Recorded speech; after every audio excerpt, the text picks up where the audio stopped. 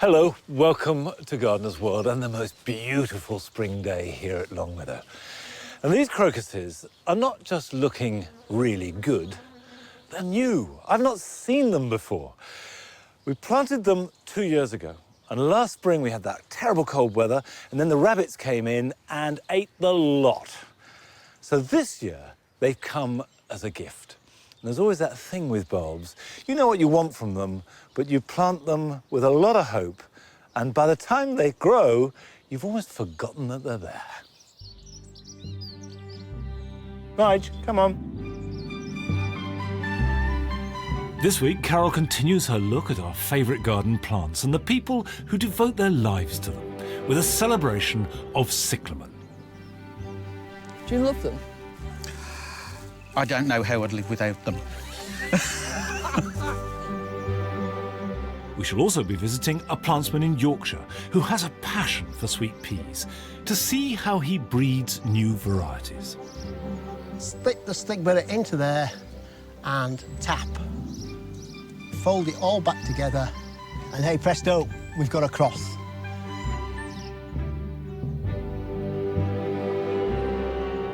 Joe continues to explore gardens in the most challenging of locations, with a trip to the rocky, windswept coast of North Cornwall. If you were to take that hedge away, the garden would disappear in 12 months. Yeah. It would just be covered with salt, it would turn black, and that would be the end of your garden. And I'm going to have to take drastic action and say goodbye to old friends that have shaped this garden over the last 15 years.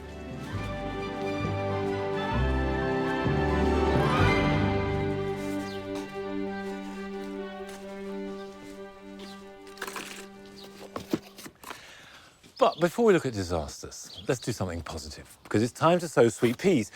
Now, you can sow them in tubes and root trainers and various different ways, but over the years, I've found that getting small pots, these are 3-inch pots, and sowing a batch in each pot that gets planted out whole works ideal. And 3 is about right. These are hungry, thirsty plants, so not seed compost. General purpose compost is fine, but if you can add a little bit of sieved soil or sieved garden compost, so much the better, because the roots will start to engage with the bacteria and the fungi in the soil from the very beginning, and they'll grow better when you transplant them. Now, the sweet peas themselves. There are many, many different types of sweet pea to choose from, and you grow them all the same. I've got here Black Knight. Wonderful, rich, deep purple. There used to be a feeling that they had to be soaked, they had to be nicked with a penknife. I found that there's no need to do any of that at all. They will germinate perfectly well. Just popped 3 per pot. Now those 4 pots are going to make a wigwam. So we push them in there, lightly sprinkle a little bit of soil over the top. And now these go into a protected place to germinate. It doesn't have to have direct heat, but a windowsill is absolutely fine, or a porch. And then as soon as the seedlings are established, put them outside in a sheltered place. And they will grow harder and stronger, and they'll adapt quicker when you plant them out. There we are, the first batch of this year's sweet peas. It's one of those plants that stirs some people to a lifetime of devotion. And I think Andrew Bean in Yorkshire would class himself as one of them. And not only does he grow sweet peas, but he breeds them.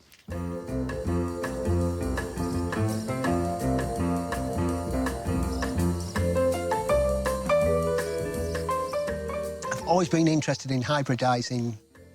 I've got marble sweet peas, striped sweet peas, flake sweet peas, and I've got one bicolour tucked away somewhere as well. So the whole aim is to get something different. When hybridising, what we want is a flower that's not pollinated. Well, this one here, pull this down. I think this one will be all right. Its pollen sacs are intact, that's fine, that's okay. So we need to cut those off. So this is the hard bit. Right. we're going to go trim nicely. So we've exposed the stigma. Right, now what we need is something to put onto that, and we're aiming for a blue marble, so we want a marble flower or two. I'm going to have to go and get some flowers. Won't be a minute.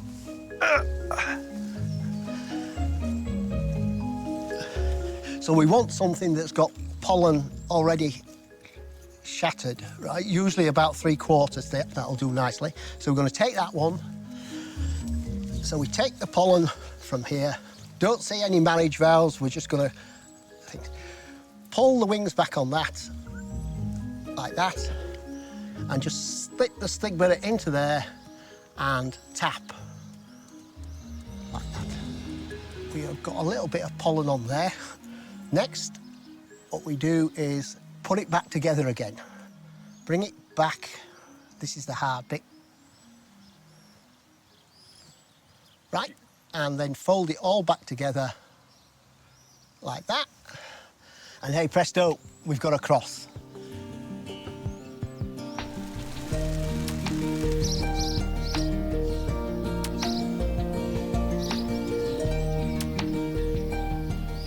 I'm the gardener of the family, right? So I do most of the gardening. I think my wife would have liked a more proper sort of garden with nice paths and things like that. We negotiated the patio, and she's now got a top patio, and I've got my sweet pea plot. So it's a merging of the two.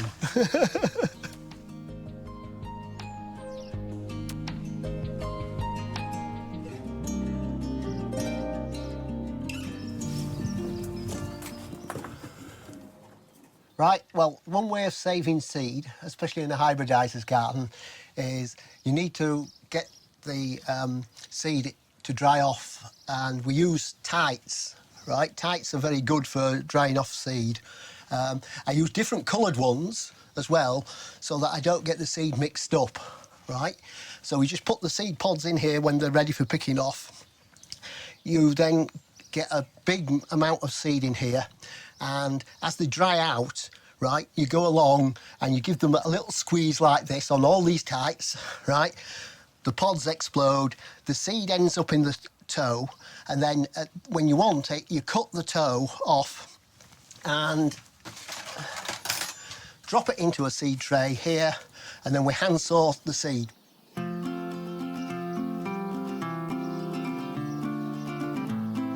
The thing that really grabs me are the different colours that you can achieve. This is a flake. You very rarely get flakes on the market, right? There's stripes here. There's a mass of different colours that you can go at. You can go for red on cream, right? Nobody's got red on cream, right? The ultimate is the yellow, but I'll leave that up to the genetic engineering to get that one, definitely.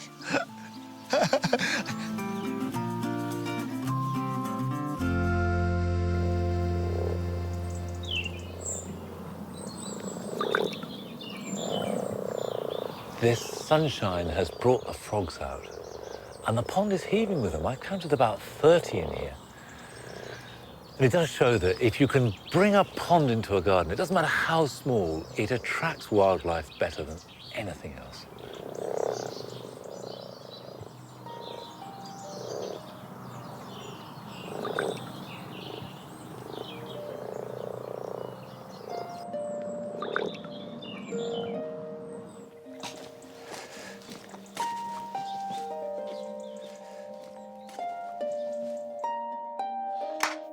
Now, time to get on. Here's some jobs you can do in your garden this weekend.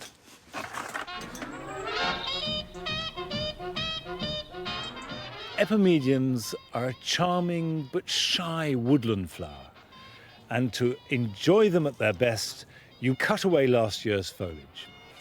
And this will let light and air in and reveal the flowers in all their glory. It's time to sow tomatoes, and I like to sow another batch later in the month. You can either use a seed tray, scattering the seed thinly onto the compost, or sow the seeds individually into plugs. The advantage of the seed tray, it's quick, but you will need to transplant the seedlings as soon as they're big enough to handle, whereas those in the plugs need less handling and develop a better root system before they're potted on. Either way, put your seeds in a warm place to germinate.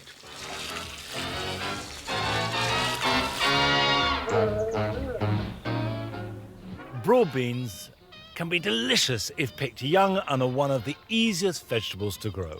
As soon as the ground can be worked, they can be sowed direct, either in double rows about 9 to 12 inches apart, leaving 2 to 3 feet between the rows so you can walk down and harvest them.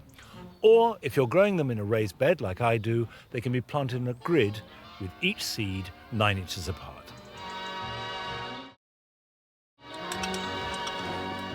And I'd expect to see those appear in about 3 weeks' time. But I did sow some last October. These are aqua dulce, because aqua dulce are by far the best for an autumn sowing, and you can see they've grown well. The advantage of sowing in autumn is that you establish strong plants for the beginning of spring, so when the weather does warm up, they're ahead, and you get an earlier crop. The disadvantage is that they're prone to mice, to slugs, and to the vagaries of the weather. But it'd be interesting to see which gives us the best harvest. And to add to the mix, I did a sowing at the end of January and have grown these in the greenhouse. And when they're hardened off, which will be in about a week's time, I'll plant them where this kale is. So I'll have 3 lots, and I can do a comparison between the 3. The point, of course, is not so much the size of the harvest, but the timing, which is going to give me those first delicious baby beans at the end of spring.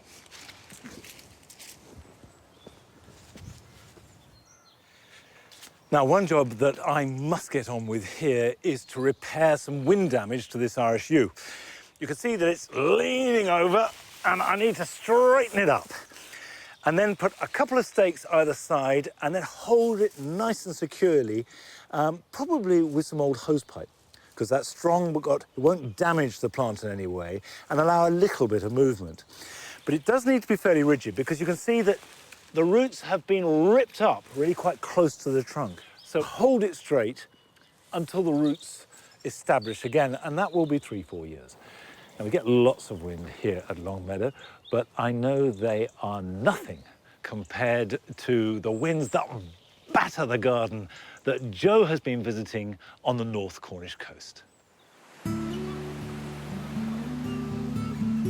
With its colourful, lush and very varied planting, it's hard to believe that this garden is perched on the top of a headland in North Cornwall. Now, it's a very still day today, but this spot would put the fear into the bravest of gardeners. Gardening here at the mercy of the elements is a real test. Gale-force, salt-laden winds are not the gardener's friends. But it didn't discourage David Isles. First impressions make it clear. He's managed to create a space on the edge of the Atlantic which encompasses an amazing array of planting styles. You've got separate areas. You've got your pretty classic herbaceous borders. You've got your cottage garden. You've got a dry garden. Yeah, I don't like going into a garden and someone opening a door and saying, here is the garden, and you can see the whole thing. I think a garden invites you to go in and see what's round the next corner. And if you restrict yourself to just one type of gardening, then that's all you do. This is my dry garden, which in fact we call the Beth Chatto garden, because I read her book called The Dry Garden, and it seemed to be the sort of thing that would suit our sort of conditions. A lot of people think of Cornwall as wet, as damp conditions. This is unbelievably dry up here. Well, if you stood here in the middle of November with the Cornish gale, you would agree with the former. But in the summer, because it is so light and sandy, because it's blown on shore over eons of time, the rain just goes straight through it. I have to say, the combination of plants is great. I love the crocosmia with the achilleas over there, and then the upright forms of the cordylines and the steeper over there. You've got a real eye for putting plants together. Well, I think the eye needs shape more than colour.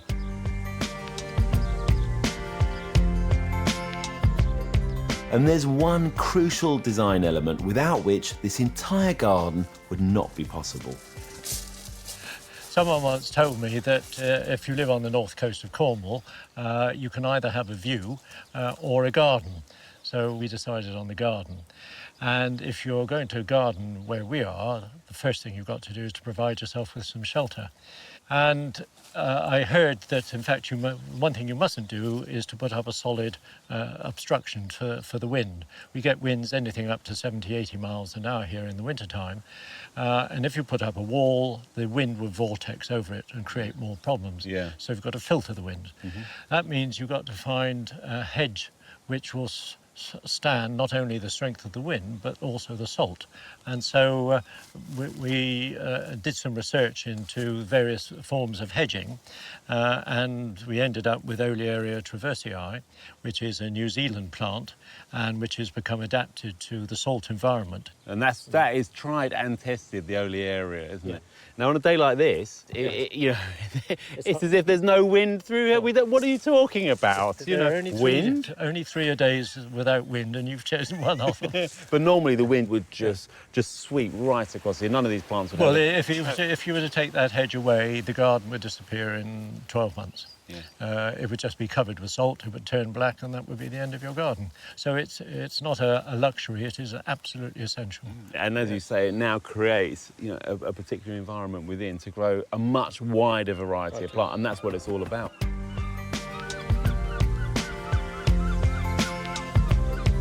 It's quite amazing and a testament to David's ingenuity that even in a location as exposed as this, he's managed to create an exotic garden. David, this is incredible, and it shows what a microclimate you've created here, because you've got some really exotic plants growing. We started with the rockery.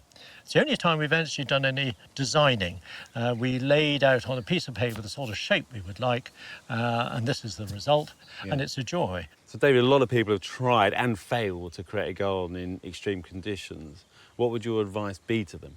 Well, the most important thing is to do research. You really do need to, first know what soil you've got, then you need to know from which direction the weather is coming, and indeed where the sun is, if it ever shines. The reason why most of the Cornish gardens are on the south coast is because they're sheltered from the Atlantic salt winds. I choose to live in a place where I've got the salt winds, so I then had to take steps in order to create the right sort of environment. It didn't stop you. It didn't stop me, but then I'm an awkward bugger.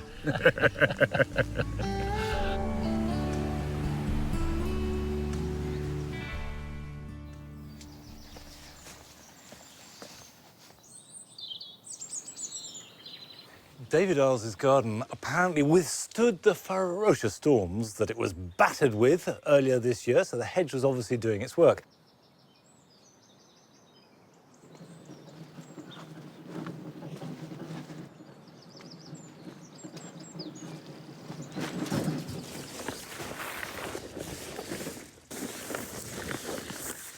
I'm putting this down because I've got to perform some surgery. Here at Longmeadow, we have a really bad case of box blight. I mentioned this last year. In fact, we first noticed it 2 years ago. And I cut out the affected parts and hoped that it wouldn't reappear, but it has. The weather we've had is ideal for the spreading of blight, which is a fungus. And you can notice it on your box by these chocolate brown splodges that appear on the leaves. And it can hit the plant in days. You see bare patches and you open it out and there is all this musty dead foliage. The news is not good, I'm afraid. Box blight has no cure. There is nothing you can do short of cutting out the affected areas and hoping the regrowth doesn't get hit. Well, if I did that to these hedges, they would just look ridiculous. All these hedges that I've had here for 14, 15 years, which define the garden, which are the heart and soul of the garden, now have to go. So this is the end of an era.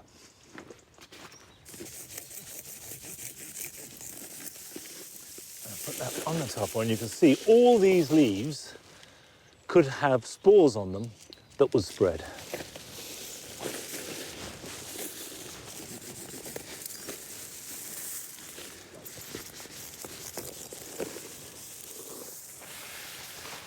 It's got really bad here, and I think that we may well losing all the box in the garden. But I can't stress too highly the need for hygiene. So this soil is now infected with box blight, potentially. So before I use it on or near any other box, I should sterilise it. That goes for any cutting implements. Gather up as much of the fallen foliage as you possibly can. Try and resist brushing past it with clothes or with dogs. I mean, this is why it's so difficult in a garden. In the UK, box blight is on the increase, but there are things that you can do to minimise the risk of infection in your garden. Only trim box when you know there's a dry week ahead, because spores can be carried by the rain and open wounds are more easily infected.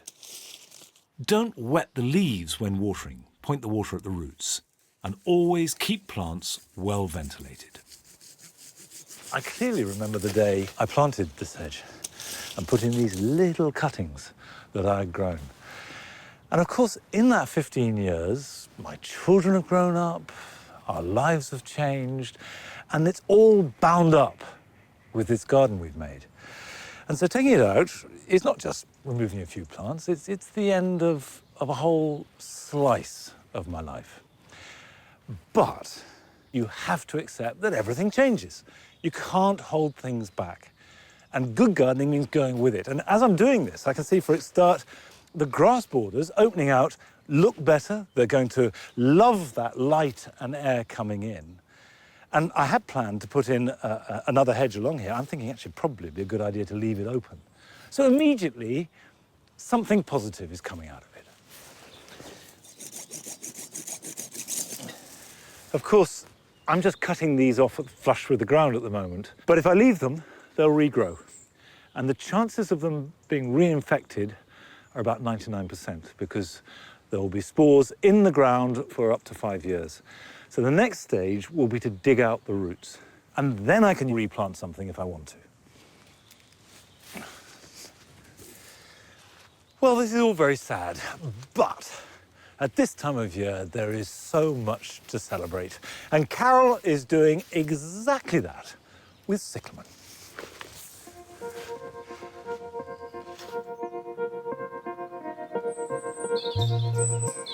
Across the British Isles, there are dedicated plants people who've helped shape what we see and grow in our own gardens. People like Vic Asplin, who's a trustee of the Birmingham Botanical Gardens, home to the most wonderful collection of hardy cyclamen.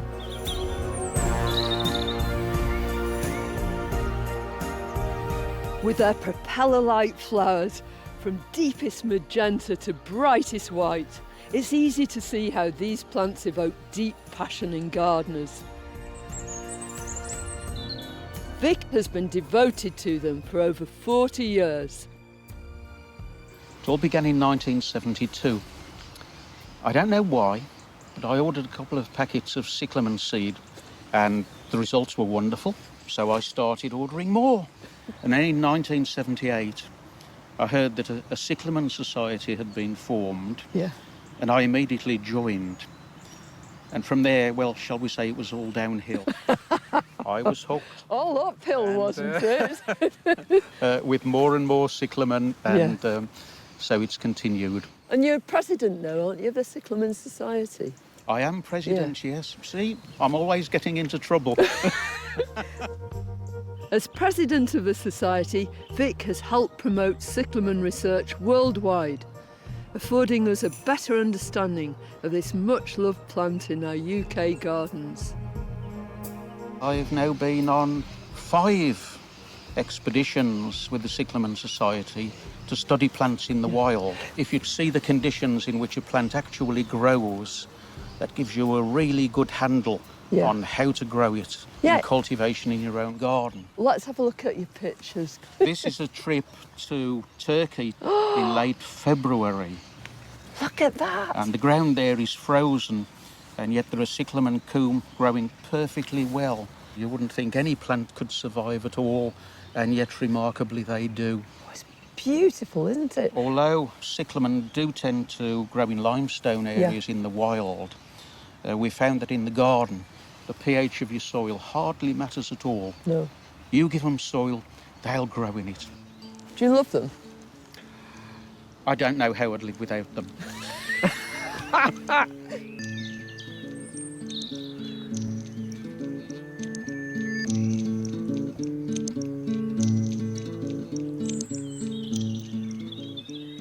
All those places that Vic visited, these cyclamen coombe would sow themselves around and there'd be infinite variation in them. All cyclamen open their seed pods at the same stage, and at that stage, the starch in those seeds turns to sugar, and it brings in ants from miles around. In they come, and they carry off these seeds in every direction. It's a really good insurance policy to make sure that those seedlings come up way away from the mother plant, so there's a wide distribution and everybody can survive. If you want to do it yourself, you don't want to wait for the ants, it's not reliable enough. But what you can do is get your own seed, and you just get a pot of gritty compost and sow it onto the surface of that. Then put some grit over the top, because this just helps the drainage and ensures that the seeds are in intimate contact with that compost. Water it well, stand it outside, and then forget about it. And eventually, they'll come into flower and you'll see exactly what you've got. Look at the variety there, the variation in the leaf and the flower colour. And that's the huge joy of sowing cyclamen from seed.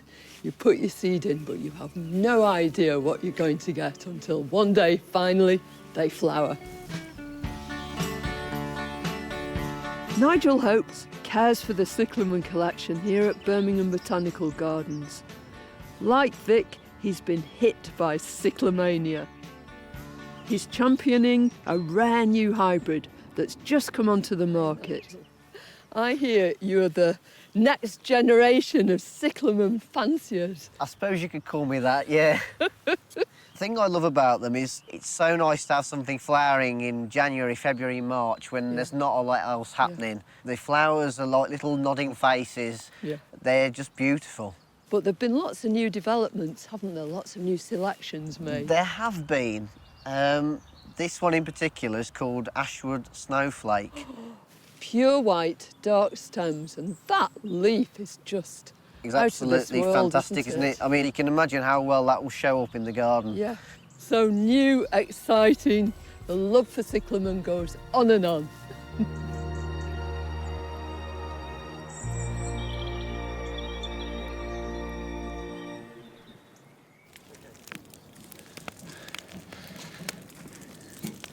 Well, this box is not going on forever because the best way to get rid of box blight is to burn it.